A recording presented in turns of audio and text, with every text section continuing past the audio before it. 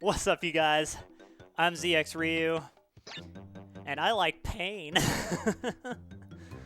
I am going to revisit the first Crash Bandicoot game, and I hope you guys are ready for me to die a lot, to not 100% this game, and to struggle all the way through until the end.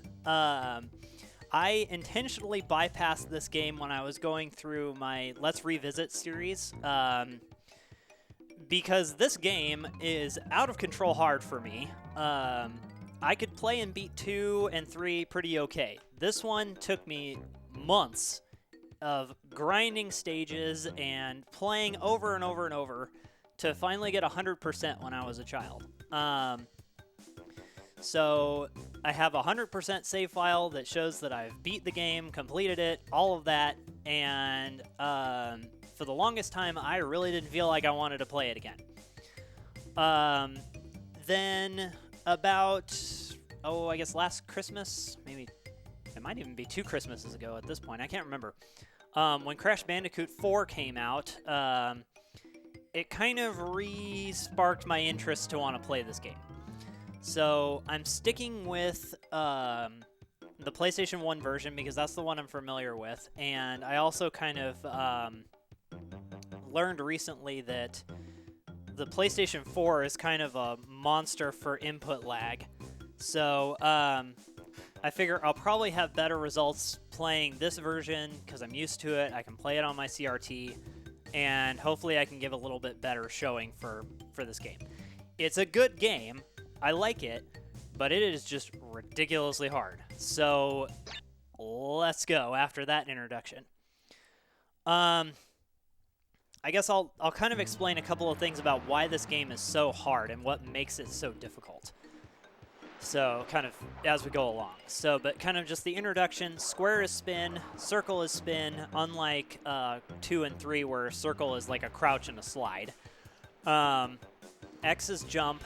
Triangle is to bring down your health and Wampa Fruit. Here's the problem, and why I think 2 and 3 are just kind of better overall to play and go through. When you die, you lose all of your boxes that you've collected except for the checkpoint box. It will keep that one. Or there's several, kind of in the later levels there's several.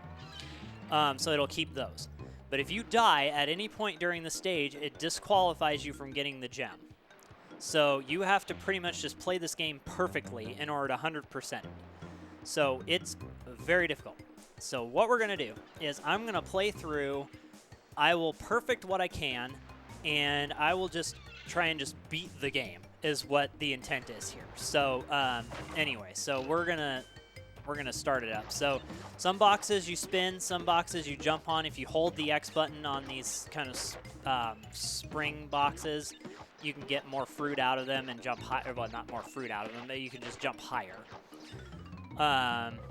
So that's pretty much it. It's a very straightforward platformer in terms of just, just for playability, it's pretty straightforward.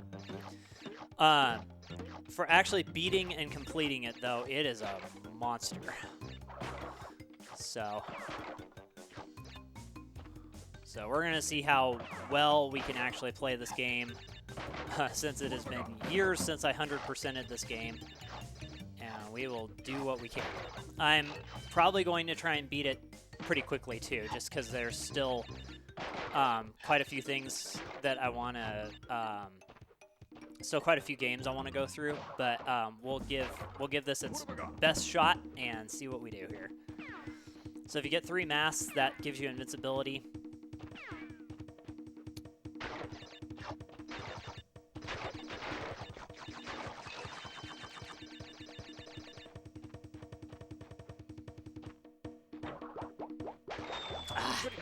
That's a hard one to get, all the boxes there. I went for it, but it's very hard. So anyway, all the boxes have been reset. So if I wanted to perfect this stage, I would have to go back to the beginning and get all of the boxes again.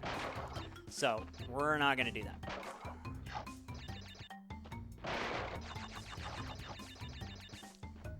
So, and kind of the unfortunate thing is, actually, we're going to go the other way. The kind of unfortunate thing is, too, if you don't get the colored gems on those specific stages, that kind of disqualifies you from getting perfect on other stages. So it really kind of builds on itself. Like, you know, you've got to get really good at the game, and you've got to get good really fast. So that was another thing that was really difficult as a child, was just trying to get up to speed and get stages beat quickly and efficiently and perfectly. So anyway, it's a mess.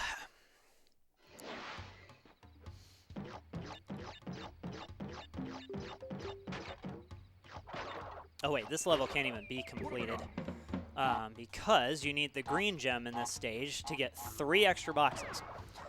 Unless you're a speedrunner, there's some strategy that you can do to kind of get up on top of the ledge where the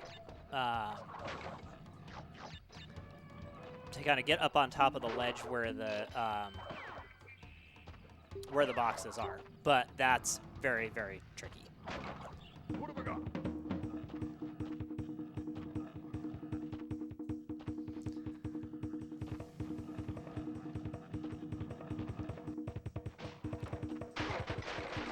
So they're pretty much just up off screen up there in that little room.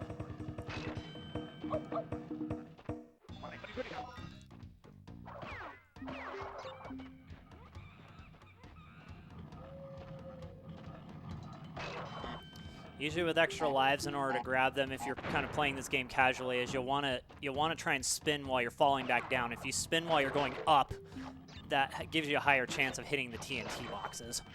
So it's kind of one of these weird. I didn't want to grab that. This is one of these weird behaviors that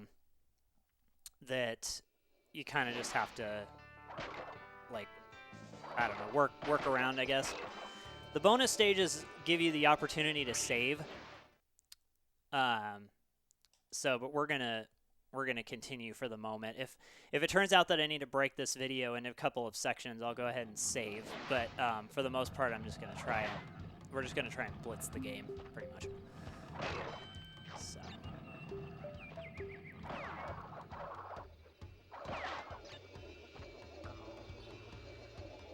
Okay, so it's gonna say that I missed 3 boxes. I know exactly where they are. Yeah, so even if you do perfect them and you don't get all the boxes, you still get that ending screen where it's just like, well, sorry. So. Okay, I think the Great Gate, I think you need the pink gem. I think you need the pink gem to complete this one. And also, too, one of the really challenging things about this game, too, is just as the game goes on, the stages are really, really long and really, really involved. And so in order to get all of the gems, that was almost really bad, in order to get all of the boxes to get the gems and everything, it just becomes a mess.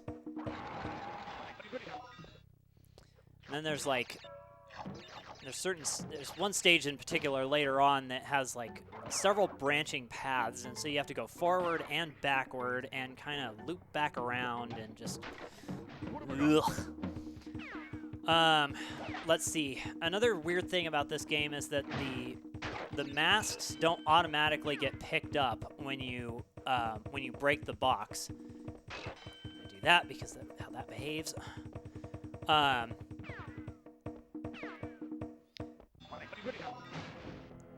Because it's entirely possible to spin the masks away rather than just picking them up. So,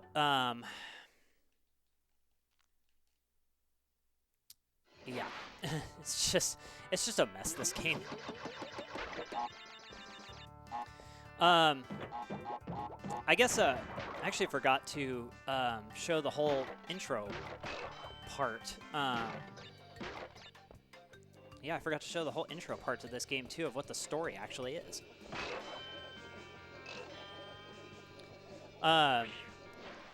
So, I mean, it's a really short thing right at the beginning of the game. So, I mean, pretty much what it is Crash is an experiment. Oh, you need the yellow gem. Crash is an experiment, and sorry about that. My voice gave up on me.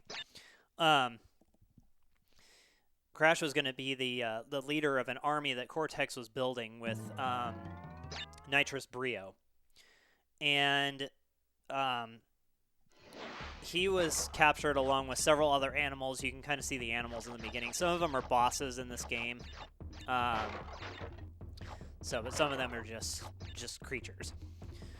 And so as a result, there's a bunch of experiments done on Crash, and he managed to escape and just kind of... He escaped and washed up on the beach here, but also in so doing, they show you that there's another Bandicoot that was going to get experimented on. I don't know. Oops. Jumped at the wrong time. Just I think it's a love interest for Crash, or just another. They just call her a female Bandicoot. They don't really say who she is. So maybe in the booklet or something like that. Maybe the booklet says who she is, but anyway, she's gonna get experimented on, and so Crash then goes through all of these levels to go back to Cortex's castle, I guess, to save her so that she doesn't get experimented on.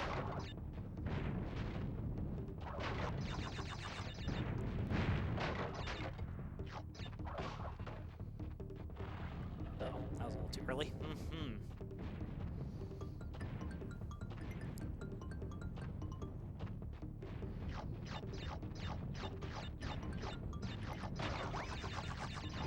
Gotta make sure to break these boxes because the boulders don't break them most of the time.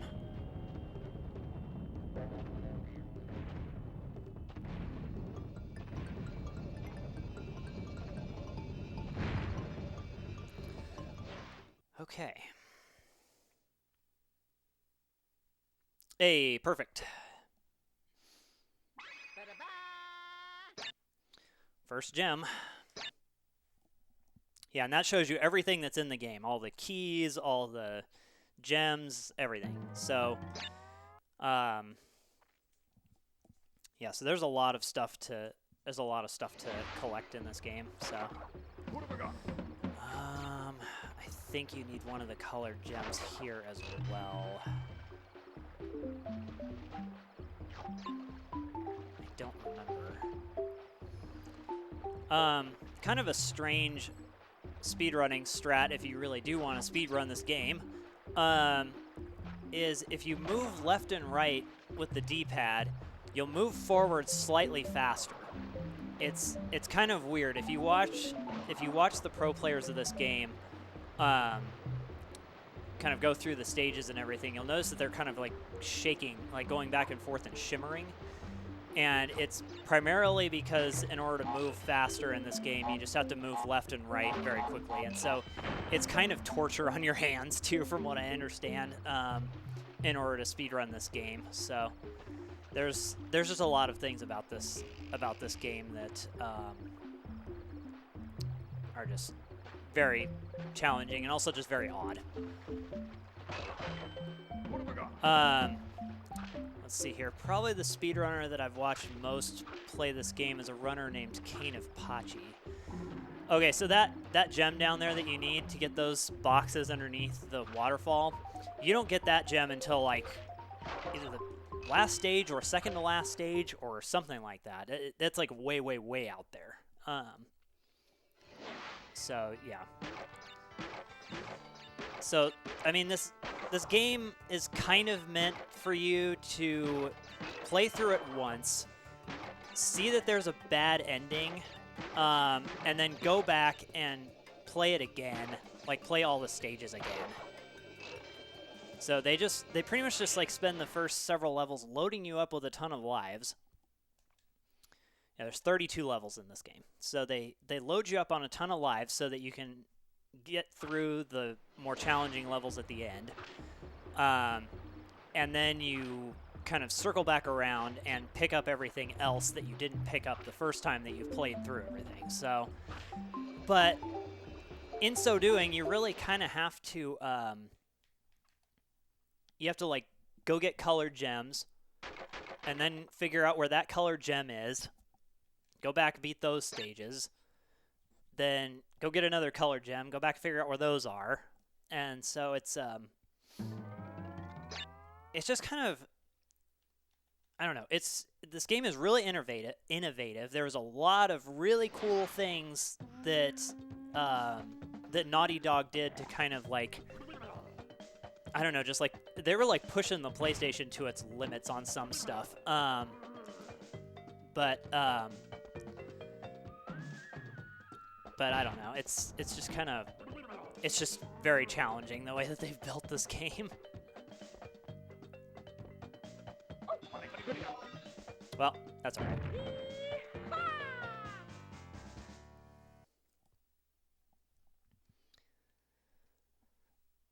So it's just a very tricky platformer, especially as some of the levels. Some levels are wow.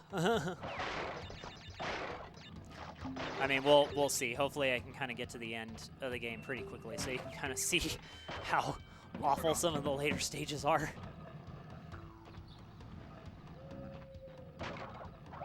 Uh-oh. Okay, I guess I can still break that. Because again, I don't remember which stages can be completed or not just right out the gate, so.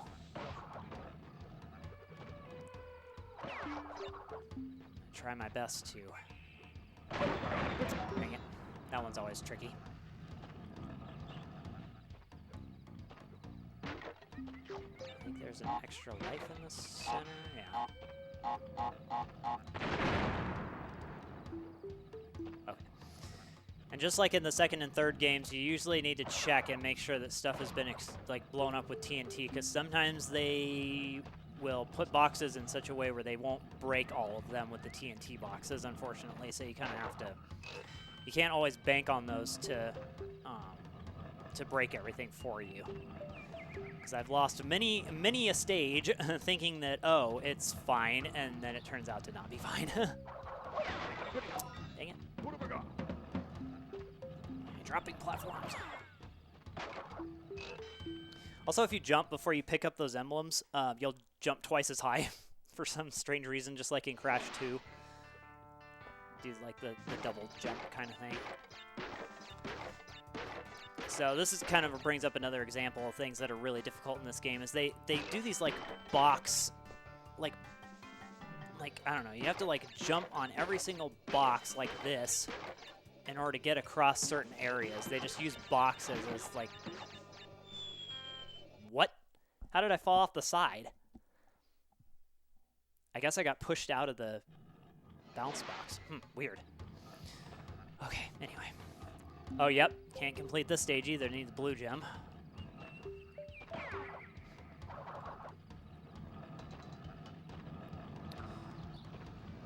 Another thing that's kind of strange, I know I keep just like listing a bunch of different things, is something that's strange is when you spin and you hit boxes, sometimes it will like push you forward and your momentum will kind of like shift forward a little bit, and you can kind of push yourself into pits doing it that way, because for whatever reason the collision detection on that just like pushes you forward, and so it's kind of strange.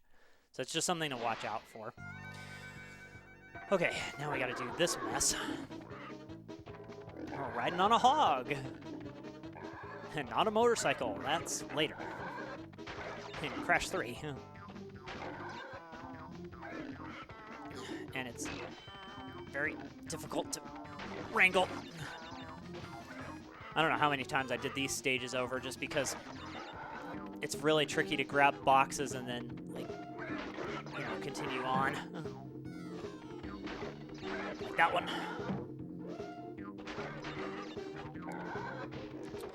And if you press and hold the X button when you jump on those springs, you'll jump a little bit farther. That sometimes is a tricky one. That triple box right there sometimes won't break. Sometimes you'll hit 2, sometimes you'll hit 1. So.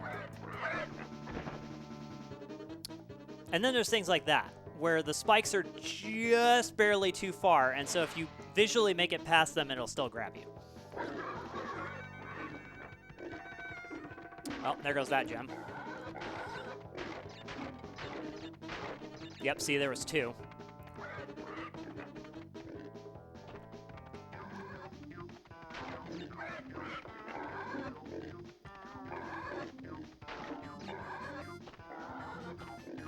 And what's unfortunate is the ending was right there, so didn't have too much farther to go.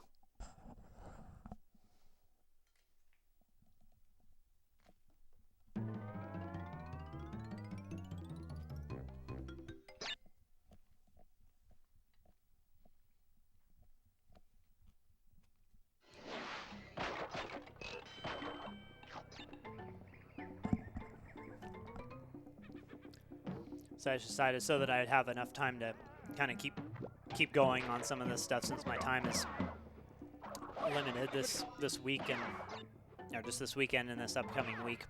Just decided to have dinner at the same time, so I'll be stopping in between stages to eat every so often. Whoops. Well, at least we start back in the beginning.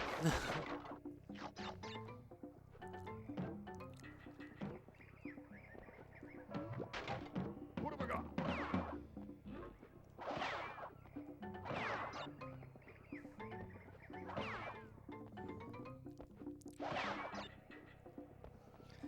So in the Insane trilogy for the PlayStation 4, they did include some special stages. There's one, I don't remember. I think it's called like Stormy Ascent or something like that. It was deemed too hard to be put in the game, but what's interesting is that data is still on the PlayStation 1 disc. So if you have a hacked loader for the game, you can play that stage. So there's just like it has like triggers for it has triggers for like bonus stages and stuff. They're just not active. Oops.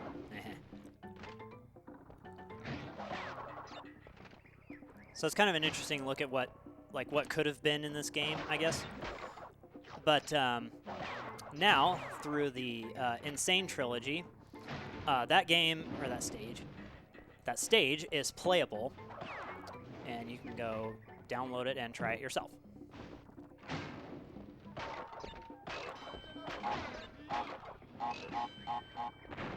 Go back there because I don't remember what the blast radius of the TNT boxes are in this game.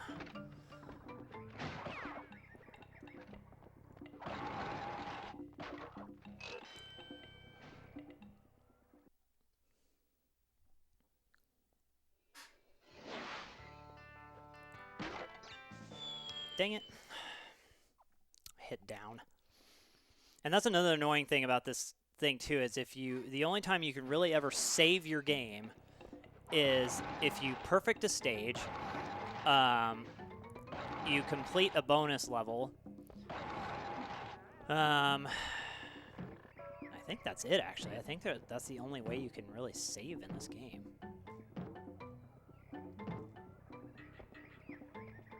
You know what? And somehow Crash doesn't take fall damage.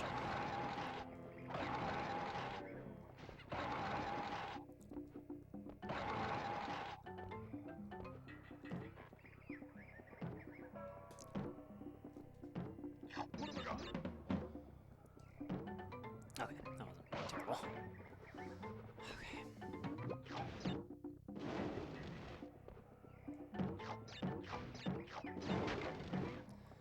Okay. Okay. Yes, and you have to go back here. I just don't remember. Oh yeah, if you mash the spin too much, Crash gets like dizzy or something, and he won't he won't spin anymore. It'll just kind of give you like a no sound.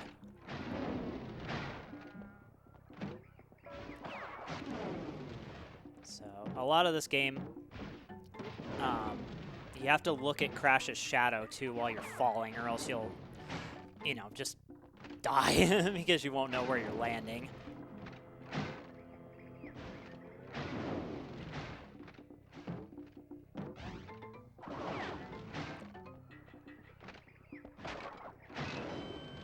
Oh, look, another gem.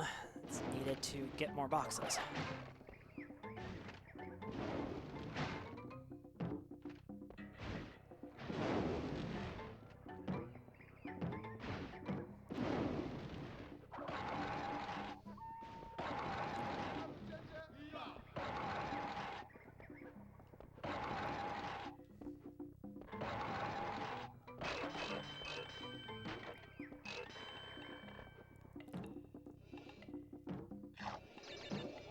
So we're not going to bother with, we're not going to bother with that because we can't perfect the stage anyway.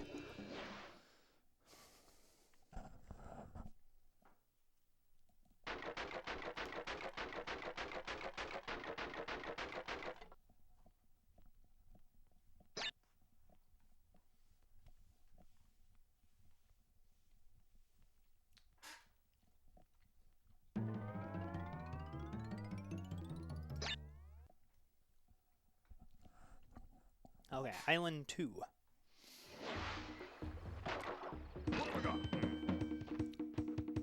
This isn't the greatest place to have this. You spend most of the time waiting. But it does help you avoid the fish.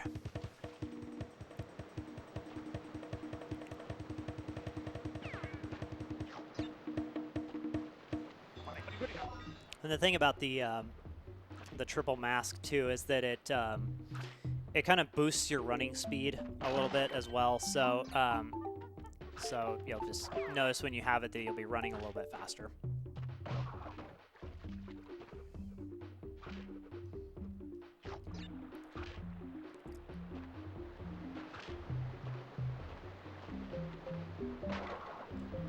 Yeah, see, there's that momentum push again. So you got to kind of be quick to recover from that too. You just kind of have to either see that it's happening and, you know, push back to get out of it, or, you know, or something like that. Just because it's kind of annoying and unpredictable sometimes. Sometimes I'll know when it's coming, but not all the time.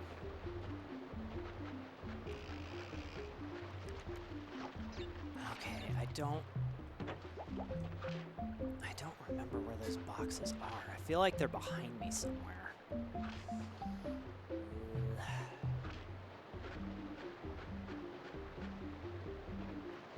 That's right.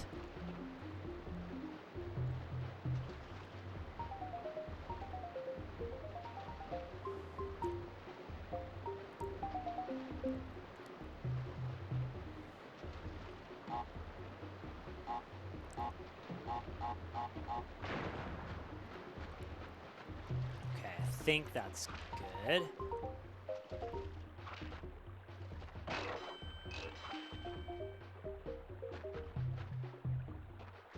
I honestly don't remember. So hopefully that means that I can get the gem, but I'm not entirely sure.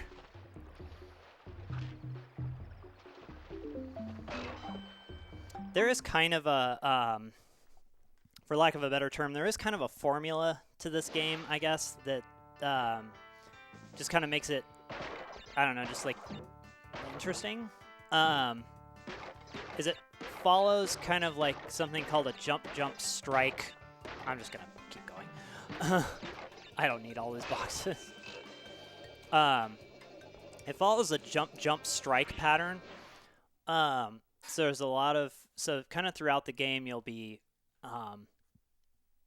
you know, doing a jump and then another jump and then you'll attack an enemy, or you'll do a jump and then another jump and then you break some boxes. So it's really just based off of a jump, strike pattern. So, which, I don't know, kind of makes the game somewhat predictable, but also in the same regard, it kind of makes the game. It kind of makes the game a little bit more like in an addicting sense, because that really is. Oh, I missed one. Dang it. Guess there was a third one down there and didn't realize it. Oh well. So I don't know. That type of pattern is just seen in a lot of games that, you know, you want to play it over and over again. So I don't know. It's just kind of interesting. Okay, Ripperoo.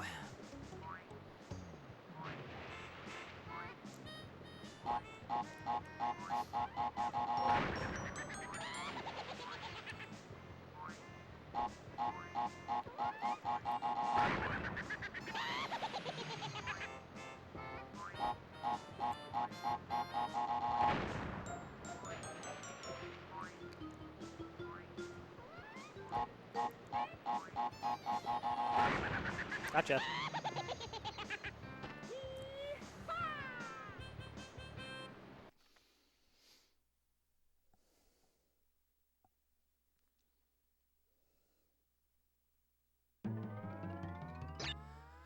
Okay, the Lost City is one of the two infamous stages in this game.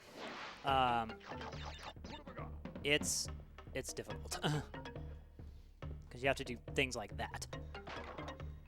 So I mean, you can use the jump to get back over the wall, but you need to break that box. So you have to jump out and around, and then you have to jump out and around again. So thankfully, that one's right at the beginning. Those guys, you can only jump on. Yeah, see, we're already up to 48 lives, so just loading you up on lives to get you by till the, you know, at the end game. Oh, those guys are annoying. I forgot about that.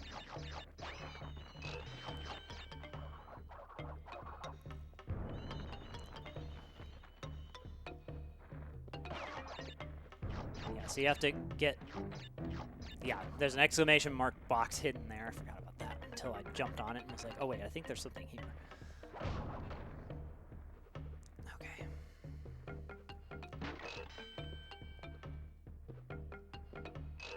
Yeah, they do move the extra lives and the bonus point things. They do oscillate up and down ever so slightly.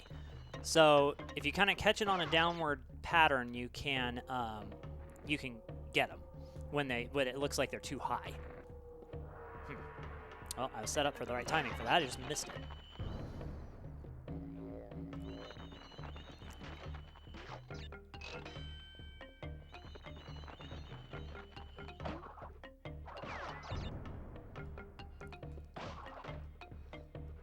Okay.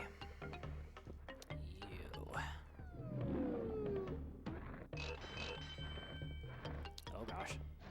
Oh gosh. Okay. Ugh, the platform was pushing me around.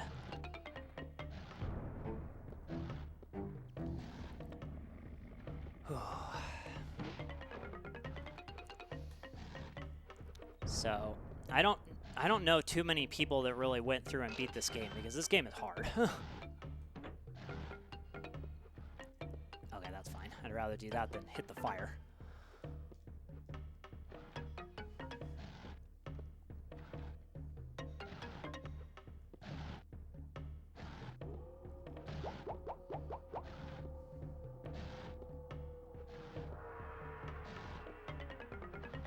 Oops.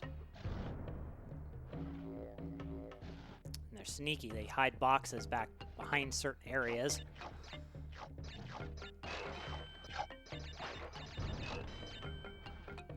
Okay. I don't remember... The Brio stages, I don't think, have anything extra other than just a save point. Dang it.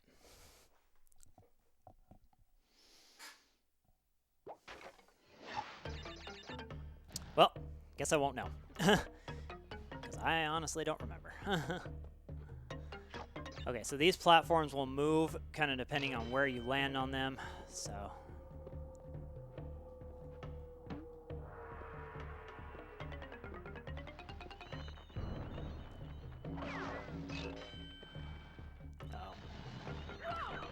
Dang it. Well, there goes that box. Or that gem, if I was going to get it.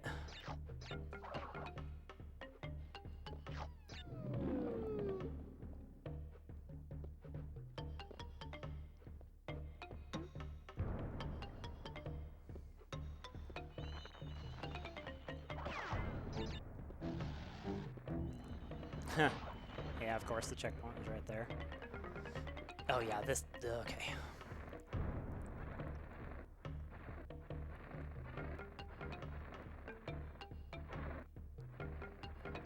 I think that's the time to go. Okay.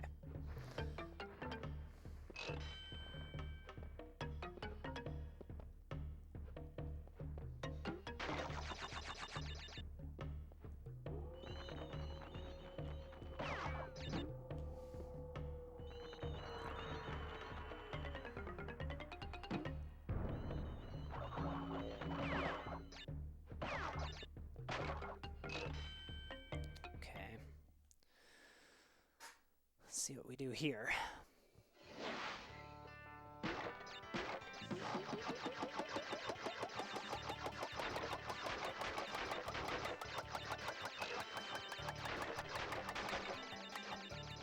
Got a headache yet?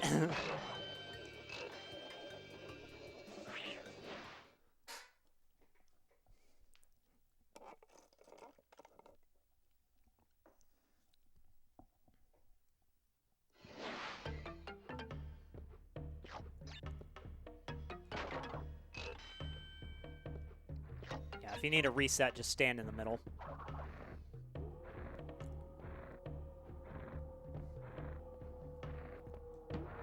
Yeah, I just kind of wait for him.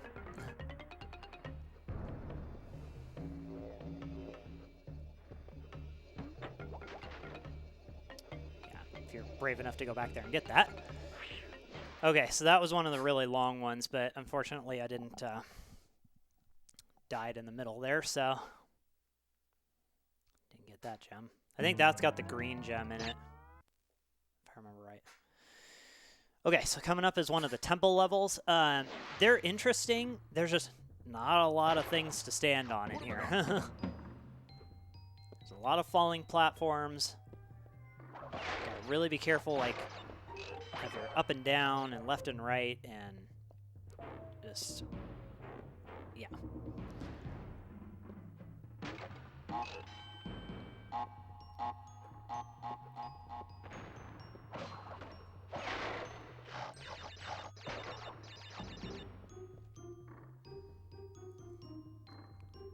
This is one of these stages where you really got to watch your shadow.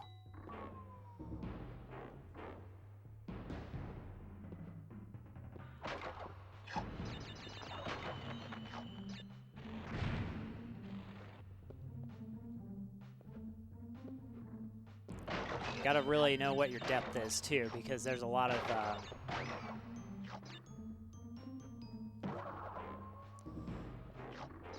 because there's some stuff that it looks like you can make it or you can't or whatever, and it's just because you know, just the depth perception is off. Ugh, I forgot those things lasted that long.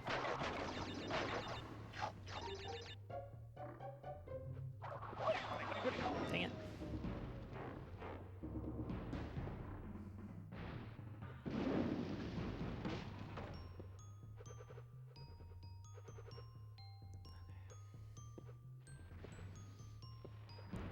I am a pretty big fan of the music in this game, though. The music in this game is very good. I honestly don't know who wrote it, though. I know who wrote the Spyro music, but I don't remember who wrote the music for this game. Okay, this introduces another concept in this game, is that there are sometimes invisible blocks. Because I was always wondering what that fruit was there to indicate, and so eventually I just decided, well, I guess I'll just jump over there and try and get it, and so jumped over there and grabbed it, and turns out, oh, there's a bunch of boxes right there. So it's tricky. Another thing about these spring boxes too is that if you're not positioned on them this right, they'll push you around, and it's kind of it messes with a bunch of other things. So you just gotta kind of, I don't know, just dang it. Ugh. Sometimes I don't hit straight back. Sometimes I hit down or left or something, and it just like moves me around, and I don't go straight back. Ooh, okay, that was dumb. Shouldn't have gone for that. Not that I don't have lives to spare. Eventually I'm going to have to start using them. What have I got?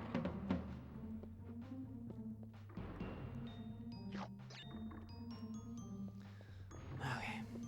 Well, I guess it doesn't really matter at this point.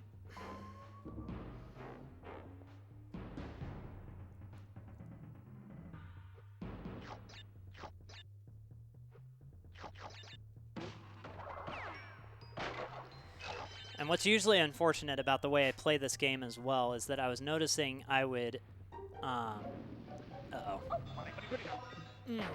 would typically get pretty close to the end and then die.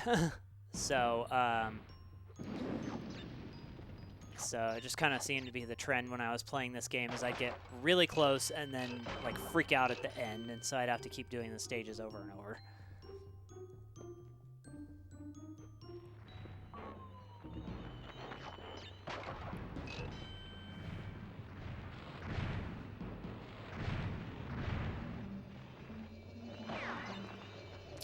Those bats will get you, by the way. I forgot about them.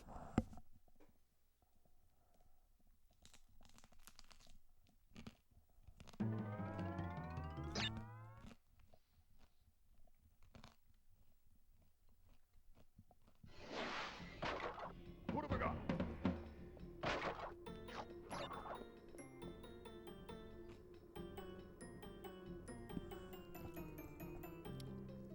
So that sign says danger. So yeah, there's very few places you can stand here as well. And the ones that are broken in the middle, you can jump on them long enough to jump off. You get very little time to deal with them.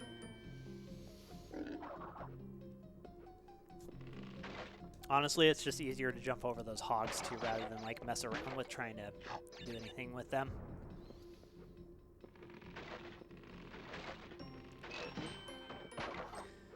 I remember as a kid, these stages in particular were ones that gave me trouble because they are just, yeah, not great.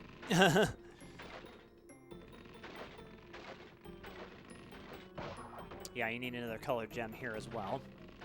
It's really kind of hard to see it in the mist back there, but okay.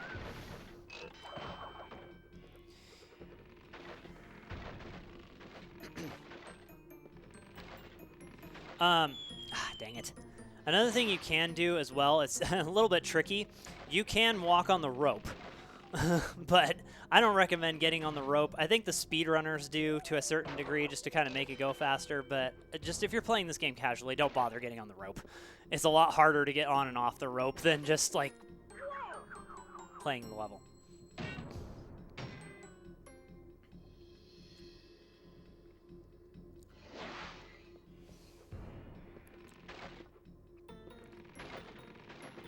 So, kind of a... Whoa, okay, interesting. Something about this game that I think is really interesting is there was a...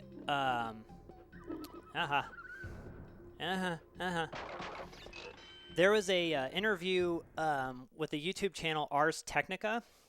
They review all sorts of different stuff. They had an interview with... John Gavin from Naughty... John Gavin, is that his name? Andy Gavin? Anyway, they had a... Sorry. I feel really bad now. Anyway, they did an interview with him, and it was like a 2-hour interview or something, and he kind of explained a lot of the nuances and new things that they had to do with this game just in order to make it. And so if you want kind of a history on this game and you're just like interested in learning more about it, definitely go check out that.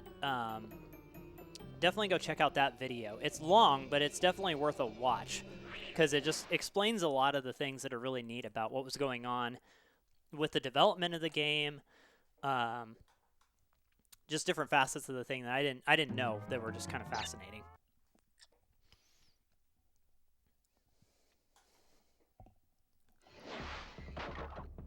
So there's like several patents around this game, like the techniques that they use to do stuff with it.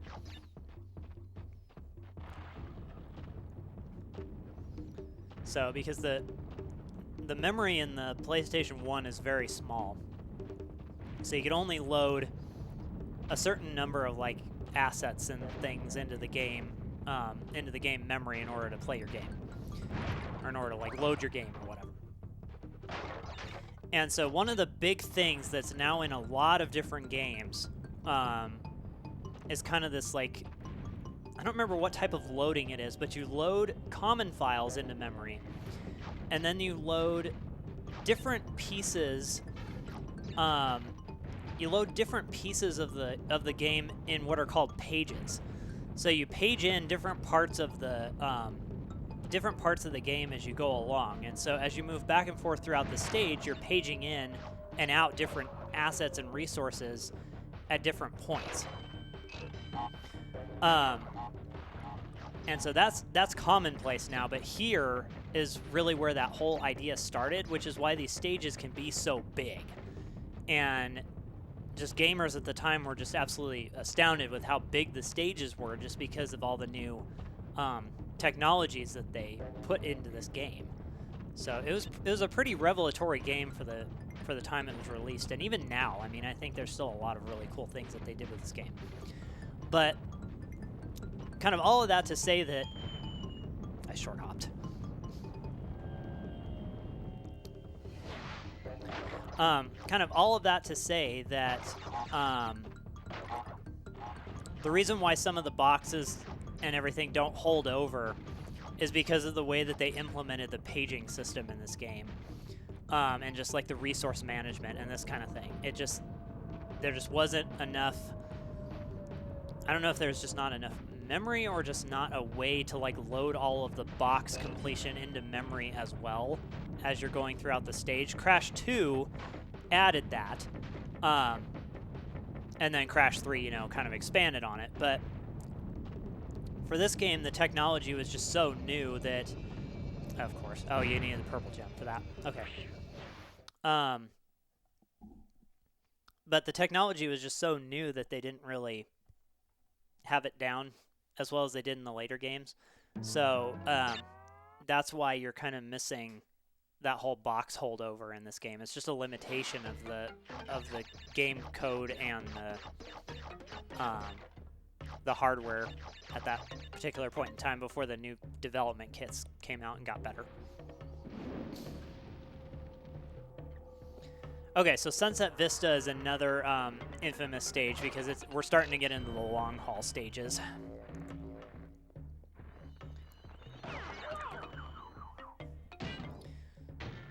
So tell me why that bat didn't get... Yeah, see, I still got the fruit from it. Uh-huh. How did I not spin that? Let's make the game harder.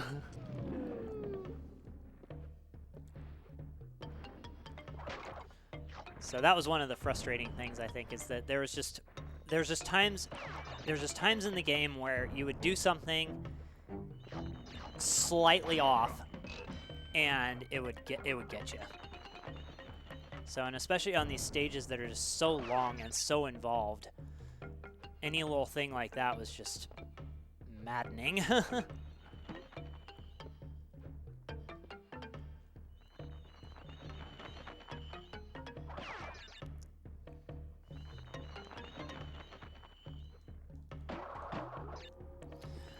One of those guys has a tendency to push you off. I can't remember which one, but he'll like bump you back into the water.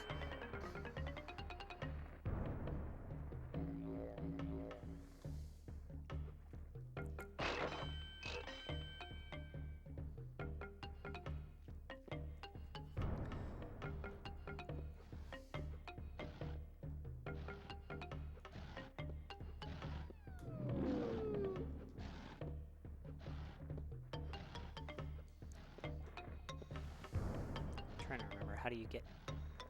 We're gonna do this. In case I biff this jump. Okay. Oh, and it was just a mask. Okay.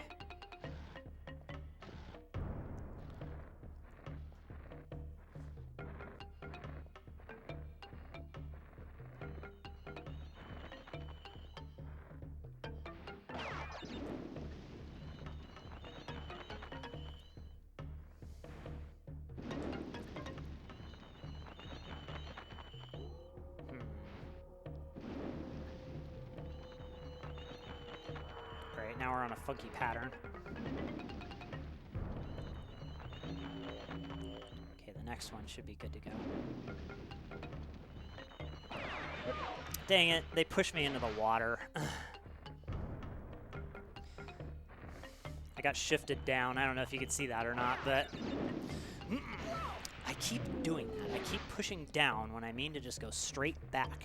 That was another thing, just for me personally, about this game that was always making it harder, was I just couldn't seem to get that down.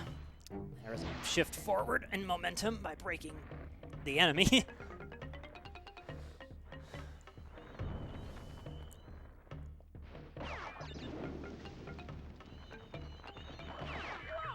Ah, man.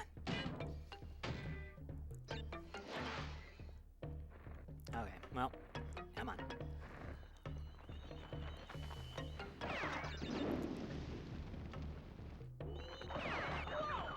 What?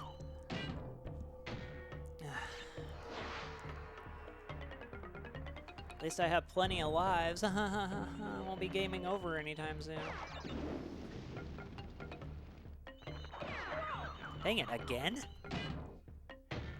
Okay, let's not. Okay, come on.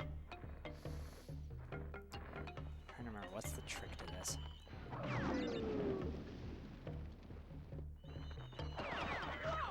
Dang it. See, why is it things like that? It's things like that that will just hang you up and infuriate you in this game.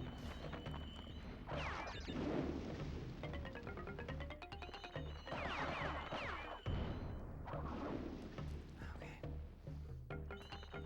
Yeah, wait for all your little buddies. Oh, come on. Come on.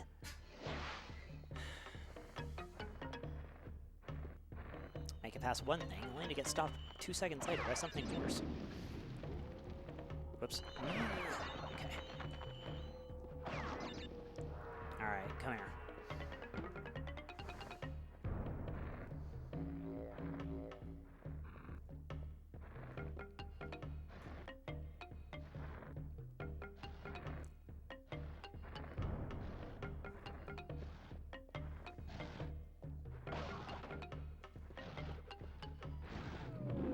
Oh boy.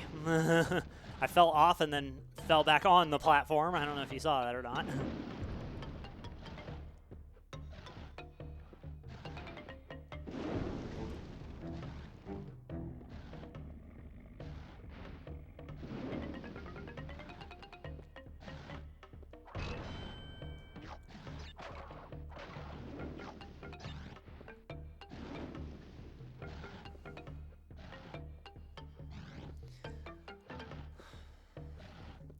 I will say this about this game, though.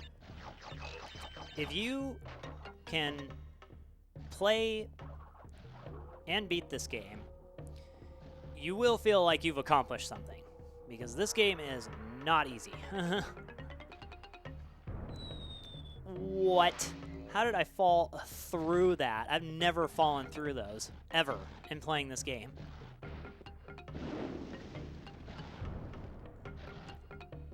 That's never happened before. Oh boy. Oh boy.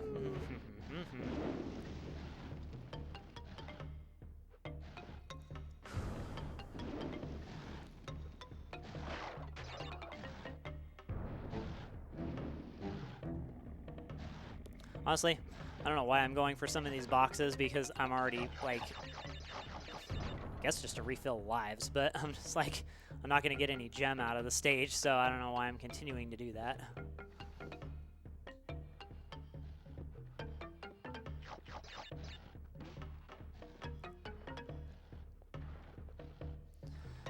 Oh yeah, this whole part. Okay.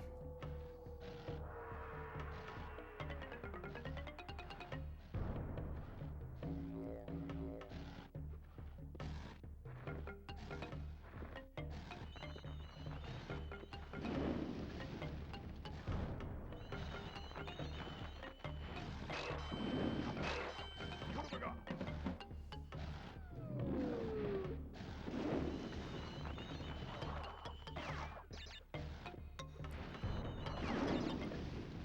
Thankfully, if you hit the other one while those other guys are on stage, they just turn into Wampa Fruit.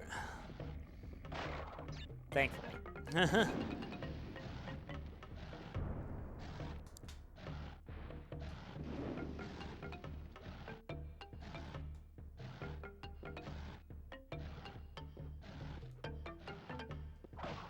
Yeah, so.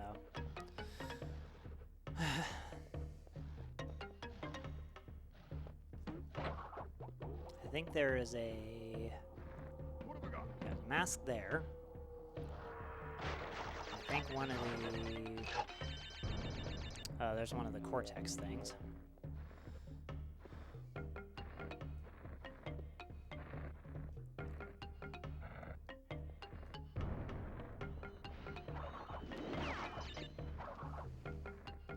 That was another really challenging thing about this game as well, is that in addition to some of these stages being incredibly long, like this one, they also have multiple secrets in them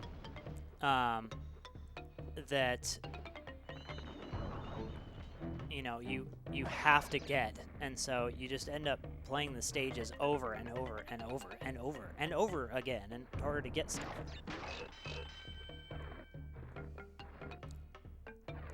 Because this stage has one of the keys that you need to unlock another stage. What have I got?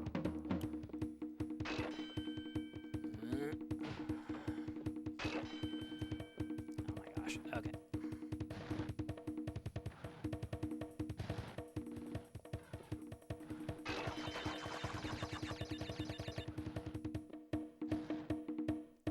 Buddy, buddy, buddy.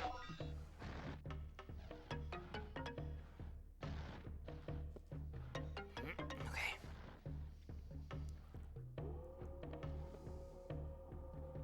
Yeah, so this is probably the longest stage in the game, I think.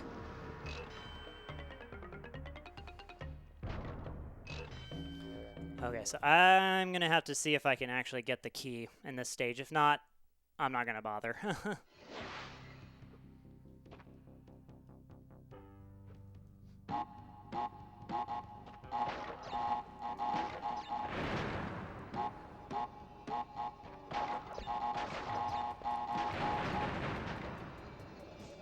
Okay, got it.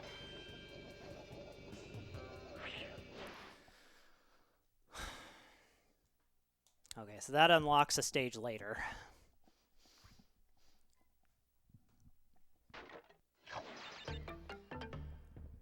Okay, now getting out of this section was always tricky as well. Because that happens. You have to go back there to get those boxes, and then you have to get on the platform, not fall off, and keep going. So, yeah, this stage is a disaster, is what the stage is. It was a technical marvel, but man, it's a pain.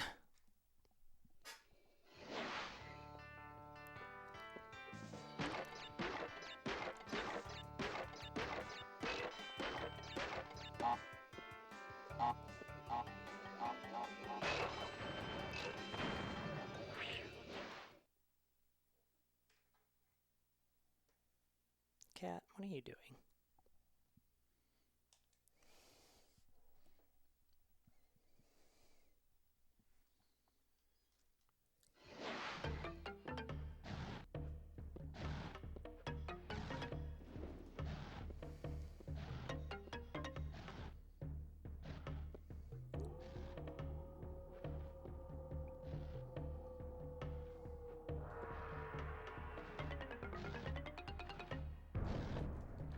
Whoa, whoa, whoa, whoa, okay. Whoa. Calm down. Uh-oh. I've fallen off these platforms several times and landed directly in the fire, too, so... There's been so many places in these stages that I've just died for very bizarre reasons, so... The platforms get a little faster.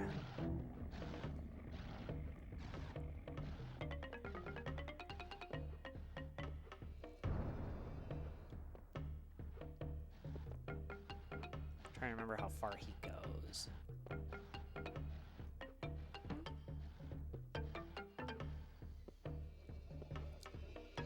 So if you somehow manage to make it here,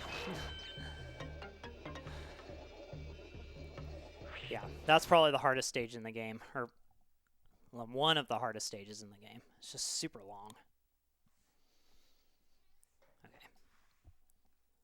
Hold on just 1 second.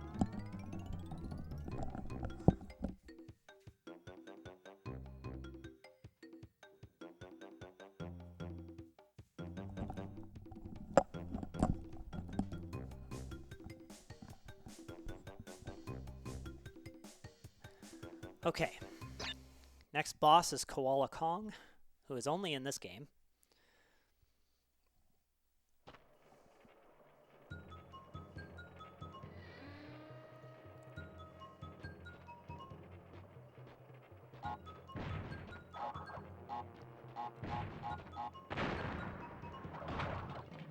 Yeah, I didn't actually realize that you could spin those for the longest time. So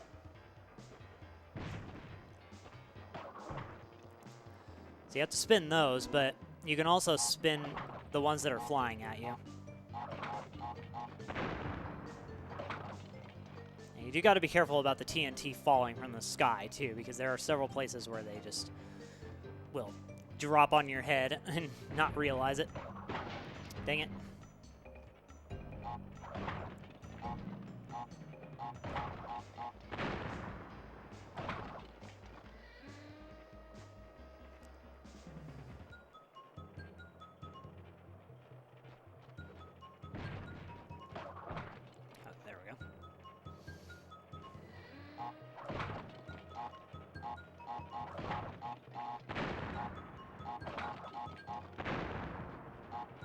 Yeah, that one. Dang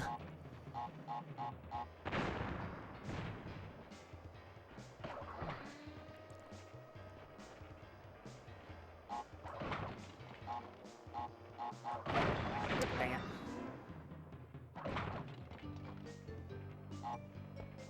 Yeah, that one got me several times too. It just like drops.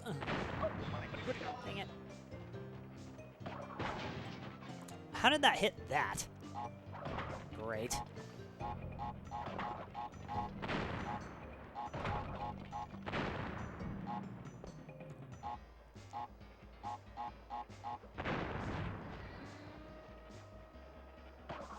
There we go. Whoops.